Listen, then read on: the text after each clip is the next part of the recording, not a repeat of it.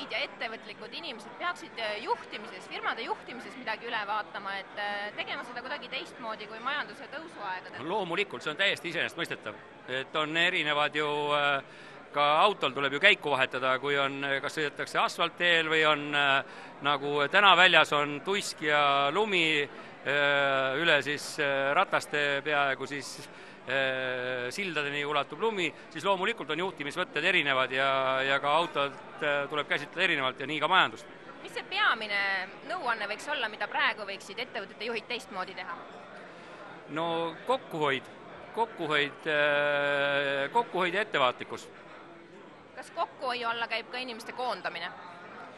No või siis nende märgatavalt ratsionaalsem tööle rakendamine, aga efektiivsus, mis kahjuks on, koondamine on ju ka üks efektiivsuse tõstmise üks osa, mitte vajalikke inimesi hoida, mis ettevõtetes võib-olla 2 aastat tagasi oli, ettevõtted, mis olid valmis arenema edasi, et ma arvan, et praegu tuleks sellist arenemisplaanidele vaadata otsa kriitilisema pilguga ja siis ka nendele inimestele, kes neid plaane oleksid võinud realiseerida, vaadata sellise pilguga, kas neid ikka on, neile on rakendust.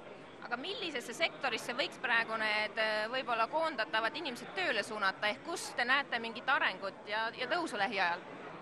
No mul sellist mingit salajast äriplaani ei ole, et ma ei oska öelda, et kas Eestis on selline ettevõtlusvaldkond, mis praegu ei allu turumõjutustele, et ma arvan, et selliseid ei ole.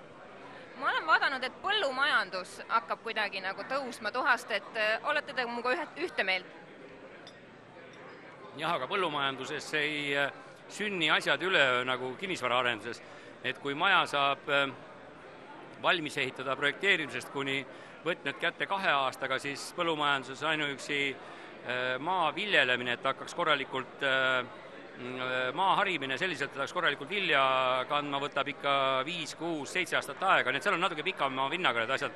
Aga seoses vajadusega toiduainete järele ja õlikultuuride järele kahtlemata põllumajanduses on lahedamad ajad kui varem. Ja muidugi meil on ju ka Euroopa Liidu toetused, need, mis aitavad kaasa stabiliseerivat põllumajandust, nii et põllumajandus praegu on, ma arvan, vähemasti võrdne teistega. Kui ta varem oli sellise punalise latena osas majanduses, siis praegu ma usun, et ta on täiesti võrdväärne ükskõik missuguse majandus- või ettevõtlusvaldkonnaga.